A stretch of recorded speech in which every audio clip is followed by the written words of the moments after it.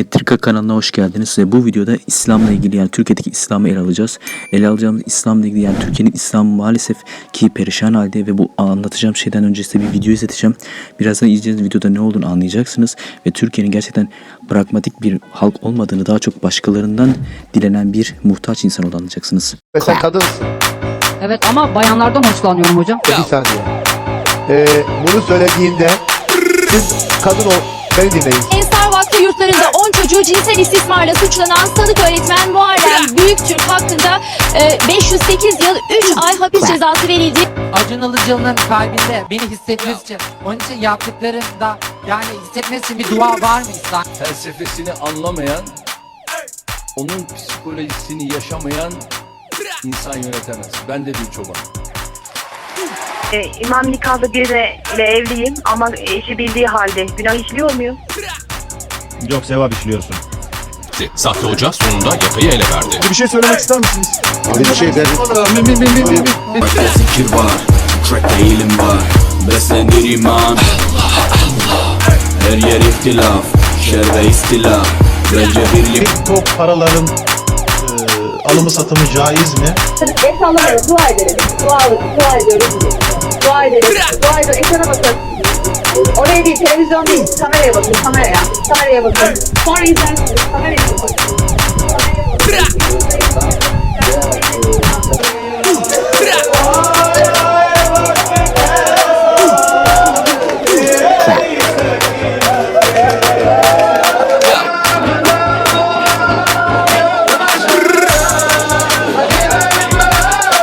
Türkiye'nin en büyük sorunu cahillik, eğitim eksikliği. Cahilliğin olduğu yerde insanlar radikalleşmeye başlarlar. Bir şeye kendine ait hissedip o şeyi ölümüne savunmaya başlarsın.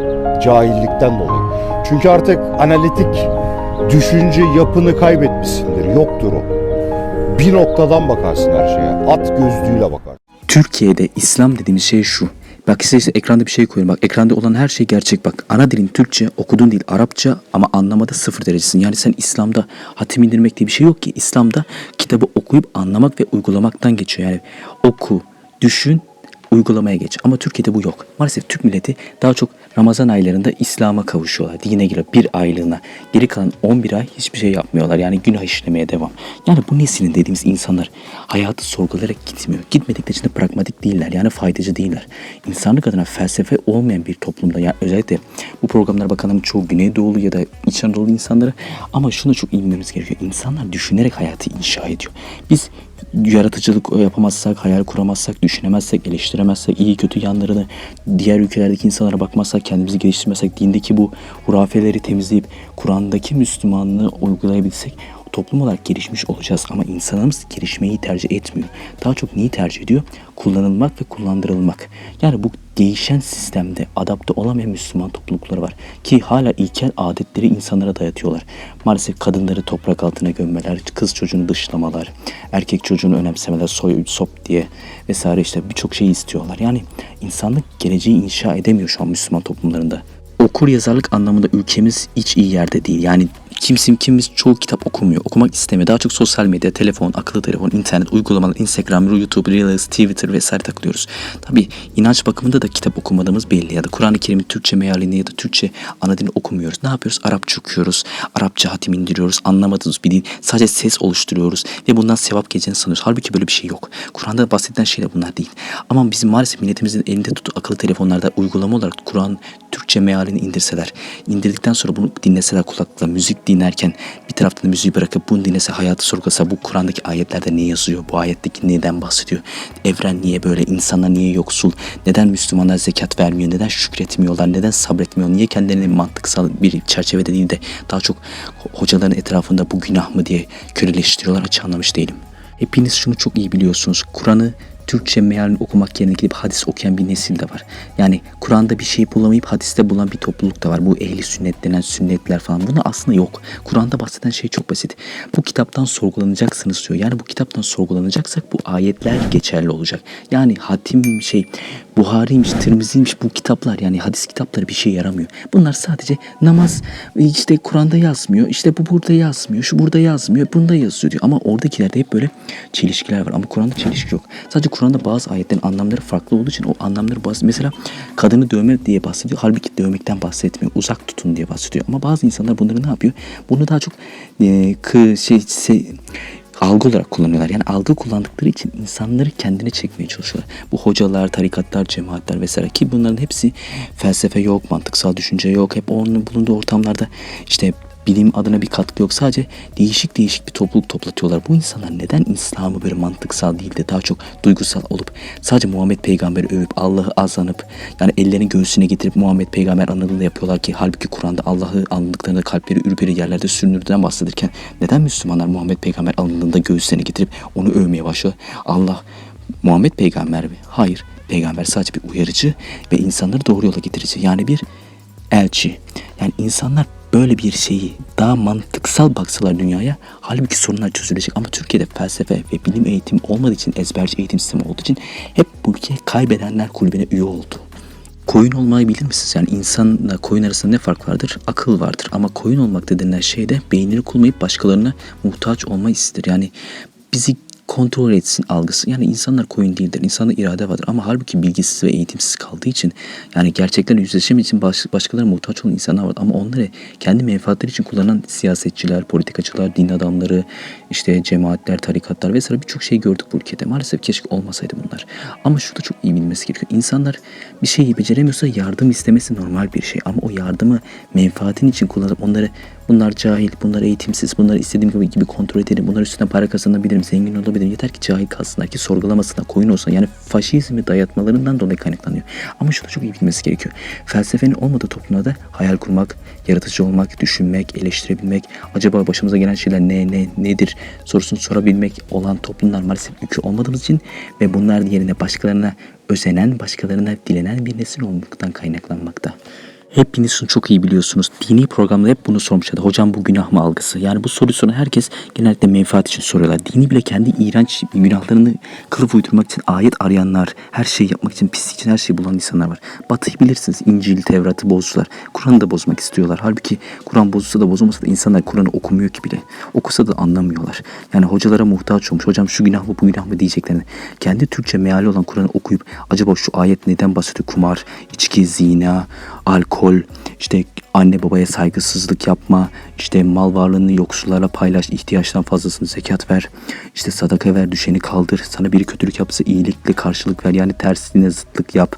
Yani dünya böyle bir yer ki olması gereken, neden insanlar daha çok parayı bulup zengin olmak, mal varlığı edinmek, araçlar elde etmek, elbise giymek, insanlara gösteriş yapmak, münafık olmak, ikiyüzlü olmak, arkadan iş çevirmek, yalak olmak, dünyevi ve objelere değer veren bir maddesel, materyalist bir nesile niye dönüştürülüyor? Kapital düzende yaşıyoruz ama maalesef ki gerçeği arayan bir neslimiz yok. Ama dünya çok kötü bir yere gidiyor mu? Evet öyle. Eğitim sistemimiz maalesef ki yeterli değil. Ezberci bir eğitim sistemine sahip olduğumuz için okullarımızdaki din dersleri bile maalesef ezberci. Mezhepler olsun, peygamberler, hayatlar, işte din, Allah, Muhammed, Musa falan hep bunları bahsediyorlar. Halbuki İslam'ın detaylı şeyini bahsedilmiyor. İşte asıl genel hatlarını bahsediyor da devlet. Diğer geri kalan umursamadığı bir devlet sistemi var ülkede. Boş verin neyse. İşte bu İslam dediğimiz şey bir felsefeye dayalı olarak anlaşılması lazım. Yani bilim yok, felsefe yok, düşünce yok. Çocuklarımızı eğitmemiz gerekiyor. İşte sanatsal çalışmaları göndermemiz lazım. Tiyatroya, konsere, işte heykel yapması, sanatsal resim çizmesi, hayal kurması, düşünmesi, merak etmesi, bir şeyin nasıl olduğunu, nasıl yapmışlar merak etme duygusunu aşılamamız gerekiyor. Ama maalesef ki okullarımız bunu aşılayamıyor. Çünkü okullarımızın öğretmenler dahil olmak üzere binalarda yeterli ekipman olsa yeterli değil. Çünkü devletin bütçesi bir yere kadar tıkanıyor. Çünkü eğitim sistemimiz bir Amerikan, bir Güney Kore melezi değil. Keşke melez olsa ki eğitim sistemimiz sıfırdan dizayn edilse. Ama yapmayacaklar. Devletimiz maalesef ki yine ezberli dayatıp sınavlı üniversitelere giriş ve geriye bakış yok. Çünkü ileriye bakamıyoruz ki. Bakabilsek de neyimize. Hepimiz birbirimizin hep gelecek kaygısı yaşayan bir eğitim sistemindeyiz maalesef. Bilir misiniz ki din hocalarını çok iyi biliyorsunuz bu ülkede. Hep Nihat Hatipoğlu cübbeli, işte Ömer Döngelioğlu, Necmettin unuttum adam, Mustafa Karatay mı neyse vesaire. Bu herifleri görürsünüz. Hepsinin bir arkasında kitap da yarar. Halbuki bu kitapların arkasında bir bilgileri kendi beyinlerinde sanıp insanlar algı oluşuyor. Biz bu kadar kitap okuduk. Beynimiz bir Big Beyin. Bu Big Beyin içinde bir sürü bilgi var. İstediğiniz kadar soru sorun cevaplayabiliriz der gibi bir algı oluşturuyor. Halbuki o beyinler hiç küçük. Neden küçük biliyor musunuz? Bu insanlar o kitapları arkaya koyup işte bu kadar bilgimiz var. Beynimizde bir din bilgisi var. Bunu hepiniz aşılayabiliriz diyor. Halbuki öyle bir şey yok. Kuantum bilgisini bilir misiniz? 200 saniyede 10.000 veri işleyebiliyorsa 10 yılda, bu kadar veriyi işleyebilecek bir beyin insanda yok ki. Ki veri olsa ne olacak ki? Zaten insanımız Allah'ı aramıyor. İnsanlar tek istediği şey parayı bulup gösteriş yapmak, mala edinmek, materyalist bir dünyanın içinde, kapital düzen içerisinde yaşamak. Halbuki galaksiler, yıldızlar, toprak, solucanlar, böcekler, biyolojik şeyler, atomlar vesaire birçok şeyi araştırmıyoruz çünkü meraklı değiliz. Meraklı bir toplum değiliz ki biz sadece eğlenmek, eğlendirilmek, birileri tarafından mutlu edilmek, arkadaş olmak, başkalarını özenmek, başkalarına gösteriş yapmak, başkalarının bizi sevmesini, değer vermesini istiyoruz. Halbuki böyle olmamamız gerekiyor. Bakın Batı'ya insana bunlarla mı uğraşıyor? Halbuki bunlarla uğraşmıyorlar. Adamlar her eğitimi aldıklarında 18 yaşına itibaren hayata atılıyorlar. Ama bizimkiler 18 yaşında hayata atılmıyor ki. Ne oluyor? Baba olarak, anne olarak hepimiz çocuğumuzu koruyoruz. Aman bir şey olmasın, aman bir şey olmasın, aman ortamlara girmesin, şuraya girmesin, buraya girmesin. Hep baskıcı ortamlar. Ki baskı ortamları bir şey getireceği yok ki zaten. Olsa da ne olacaktı? Her yerde baskı yiyoruz. Dinde yiyoruz, devlette yiyoruz, okulda yiyoruz, aileden yiyoruz, akraba ortamında, arkadaş ortamında, evlenirken kocamızdan vesaire karımızdan da baskı yiyoruz. Yani her yere baskıcı. Yani baskıyı aktarım var. Baskıyı aktaracağına kendine bir çeki düzen verip hayatı bir sorgulasan, kendine bir çeki düzen versen, ki vermeyeceksin. Ki insanın hiçbir onu verecek düzeyde değiller. Size Türk yapısının, karakter yapısını anlatacağım. İşte Türkiye'nin yapısı şu: içine kapanık, özgüveni düşük, eleştiri yapısı düşük, yaratıcılık yok, hayal kurmak yok, her şeyi sorgulamamak, işte arkadan iş çevirme, yalakalık, rüşvet alma, İnsanlar arkasında iç çevirme, gösteriş yapma, başkalarına özenme, kendi karakter yapısını ön plana çıkarmak yerine başkalarının yaptıklarına giyip yaşayıp onlar gibi olmayı düşünenler vesaire birçok insan var. Yani bu insanlar içerisinde yaşamak çok zor bir şey. Yani insan dediğimiz şey şu: dünyaya geldiğinde düşünerek gelmesi gereken bir insanın nasıl aile baskısıyla bir içine kapanık özgüveni düşürüp sen korkaksın, sen yapamazsın, sen edemezsin, sen şunu yapamazsın diye böyle baskıcı kafalarla geleniyor ve gelen bu dünyada Batılılar gibi düşünerek, bir hayal ederek icap edemiyoruz. Ama maalesef insanlar birbirimize destek olmuyor artık. İnsanlar kimseyi umursamıyor. Maalesef keşke insanlar birbirinden umursasa, düşeni kaldırsalar, sahip çıksa, ama yapmayacaklar. Çünkü insanlar kendileri gibi düşünen, kendileri gibi olanları arıyor. Ki böyle normal bir şey mi? Biraz iyi, biraz kötü. Çünkü dışarıdaki insanların karakter yapıları çok farklı. Her karakter yapısı farklı olan insana değer veremezsin. Maalesef İslam dini içinde geçerli bu. Çünkü dini okuyan insanların çoğu gerçi Allah'ı aramaya gelmiyorlar. Çünkü daha çok şu günah mı, bu günah mı, onun için bir şeyler çözüm arıyorlar. Öyle yetinip geçinmiyorlar. Halbuki zekat verse, şükretseler, düşeni kalsa, yoksulluğu bitirse, sefareti bitirseler, ki bunları yapmayacaklar, ki hiçbirimiz bunu yapmıyoruz. Hep arkadaş çevre, rüşvet alma, yoksulluk yapma, insanları kötülüğe sürme, zengin olma, zengin olacak, düşeni ezme, parçalama, yok etme, hep bunu düşünüyoruz. Çünkü bizde bu yapısı aşılanmış, ki bu bizi eskilerdeki filmlerle, dizilerle aşılandı. Ama insanlar izledikleri filmlerdeki karakter yapılarına dönüşeceklerine kendi karakter yapılarını çıkarsa da çok iyi olurdu. Ama Türkiye'de öyle bir şey yok ki. Türkiye'de herkes filmlerde, dizilerdeki karakter yapılarına özenir ve özendikleri yapıları da gerçek hayata uyguluyorlar. Halbuki burada parayı alan kim oluyor? Oyuncular ve filmler ve film şirketleri ve kanallar. Ama bunu izleyen kişi ne oluyor? Sazan gibi oltaya düşüyor. Maalesef gerçekten acı. Bir şeyden bahsetmek istiyorum size. Yani bu hayattaki insanların gerçekten uyuyup uyumadığını, yani bizim yaşadığımız şu evren, maddenin olduğu dünya, yani biz gerçekten uyuyor muyuz? Gerçekten bu dünyada yaşıyor muyuz? Onu bilmiyorum. Hep merak etmişimdir. Acaba biz gerçek hayatta uyuyor muyuz? Hani bedenimiz bu dünyadaki değilse, öbür dünyadaysa, biz bu dünyaya söz verip geldiysek, ki Kur'an'da buna ilgili bir ayetler var. Mesela biz anne babamıza iyilik etmemizi, Allah'a ortak koşmamızı, işte türbelerden medet ummamamızı, aracı koymamamızı, sadece direkt Allah'la mantık kurmamızı istenilen şey olduğunda orada söz vermekten bahsediyor. Hani biz bir verdiğimiz söze dayanarak dünyaya getirildiyse, ki öyle görünüyor, ki verdiğimiz söz için bu dünyadaki beden dediğimiz şey acaba rüya mı? Yani ruh dediğimiz şey gerçekte beden de değil de ruh içinde uyuyorsak, hani Kur'an'da bazı ayetler var. Mesela bak, şimdi ekrana koyuyorum görseli. Burada şeyden bahsediyor. 2 tane şey var. Dünyada ne kadar kaldınız? Bir gün bir günden daha az diyor. Bir de bir şeyden daha bahsediyor. Bu eşekle bir adamın bir yemeğiyle ilgili bir olay var. Orada bir şeyden bahsediyor. O adamı diyor ki işte bir şehir var. Bu şehir yıkılmış. Burayı Allah nasıl tekrar diriltecek diye soruyor. Halbuki Allah onu 130 yıl öldürüyor. Sonra diriltiyor. Sonra etrafındaki eşeğe bak eti nasıl vücuduna giydiriyoruz. Yani deriden işte kaslarından kemikten nasıl giydirdiğimizden bahsediyor. Halbuki burada uyumaktan bahsediyor. Bu uyumak dediğimiz bizim evde uyuduğumuz uykudan değil. Hani uyuyoruz ama ölmüş olarak uyuyorsun. ve uyandığında ne zaman olduğunu algılayamıyorsun. Yani bir gün bir günden daha az diyor. Halbuki bu uyuma dediğimiz şey bir bekleme salonu mu, yoksa bir insanlara dondurulmuş bir yerden bekletiliyor? Bununla ilgili bir bahseden bir şey yok Kur'an'da. Hep düşünmüşüm, acaba biz bir Matrix mi? Bir filmin içinde miyiz acaba? Hep merak ettim. Bu evren acaba bir makineler evreni mi, yoksa bir dijital dünyanın içerisinde bizi bir uyutuyorlar mı? Acaba uyutulduğumuz yerde miyiz? Bu dünya gerçekte yok mu? Biz de sadece bir maddenin içinde bir kaybolup edindiğimiz şeylere mi değer veriyoruz? Çünkü Kur'an'da ilgili ayetler dünya hayatı geçici olduğundan bahsediyor.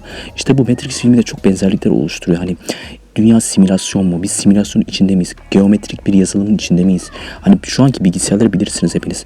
Hep kodla yazılım yapabiliyoruz. Mesela oyunlar bile gerçekliğe yaklaştı. Gittikçe gerçekleşiyor. 4K, HDR, 8K falan birçok görüntü netleşmeye başladı. Bu netleşmeye başlayınca affedersin ama gerçek hayatla oyun ayırt edilemeyecek düzeye yaklaşıyor. Ki bu 20 yıl, 30 yıl içerisinde gerçekleşecek. Bu gerçekleşmesinin etkisinden sonra acaba gerçek dünya bir simülasyon mu? Biz gerçekteki bedenimiz nerede? Biz şu an gördüğümüz dünya, bu gözümüzün göremediği bir dünya olduğunu çok iyi biliyoruz. Çünkü Kur'an'da Allah'tan bahsederken siz Allah'ı göremezsiniz ama Allah bütün gözleri görür diyor. İşte bu gördüğümüz şey bizi insan gözünün gördüğü değil. İnsanın gördüğü şey bir madde. Oysa bir madde değil. Bir sistem, bir Big Bang, bir güç, otorite gibi bir şey. Yani nasıl bir sistemse bilmiyoruz ama gözümüz bunu göremiyor. Ki görememesinde de yapısından kaynaklanan bir şey. Ama bir simülasyon içindeysek gerçekten çok garip bir duygu. Size birkaç film önerisinden bulunacağım. Yani ekranda gördüğünüz bu görseldeki filmleri izlemenizi öneririm. Yani bilim kurgu filmleri bunlar. Genellikle hayatta sorgulamak, evreni, dünyayı, yaşadığımız nasıl bir hayat olduğunu sorgulayan filmler. Ve çoğu da komedi, bilim, aksiyon, işte birçok etmenlerden ele alınarak yapılmış. Ama halbuki hepsinin ortak noktası biz nerede yaşıyoruz? Bu dünya, bu evren, bu galaksi, bu yıldızlar neresi? Biz neyin içindeyiz? Biz gerçekten bir maddenin içinde miyiz? Yoksa madde dışındaki bir varlık mıyız? Biz gerçekten bir rüyanın içinde miyiz? Acaba hepimiz uyuyor muyuz?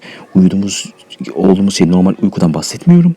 Bir gün gözümüz açıldığında, yani bedenimizden ayrıldığımızda gerçek rüyadan uyanma mı olacak? Bunu hep merak etmiştim ama bu filmde de birçok sahnelerden bahsediliyor.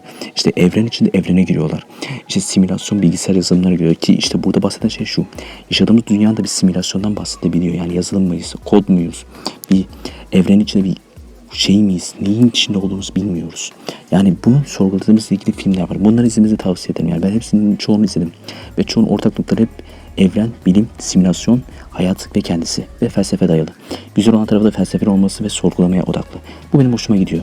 Çünkü sorgulamasının anlamı şu. Dünyayla, İslam diniyle ilgili yani bunlara biraz kıyasla bakmamız gerekiyor. Ama ben bakıyorum. İslam'daki ayetlere bakıyorum. Matrix filmdekilere bakıyorum. Bazı şeyler benziyor. Benzince de insan sorgulamaya başlıyor. Acaba biz gerçekten uyuyor muyuz? Gerçek uykudan değil. Rüya anlamındaki uyku. Yani videonun sonuna geldik. Videoyu beğenmeyi, yorum yapmayı, kanala abone olmayı, videomuzu arkadaşlarınıza önermeyi unutmayın. Yeni arkadaşları bekliyoruz. Yani kanalımızın büyümesi gerekiyor. Şu anki sayı çok kötü ve abone sayısının artması gerekiyor. Daha fazla kitleye, daha fazla insanlara ulaşmak için abone olmanızı, arkadaşlarınıza önermenizi, Twitter'dan, Instagram'dan, işte YouTube'dan, Telegram'dan, LinkedIn'den her yerden önerin. Yani önerirseniz ki kanalımız büyüsün, eleştiri yapısını sevenleri bekleriz. Bu kanalın temel yapısı eleştirmek, eleştirilmek. Her konuda eleştiri yapıyoruz. Başka videoda görüşmek üzere.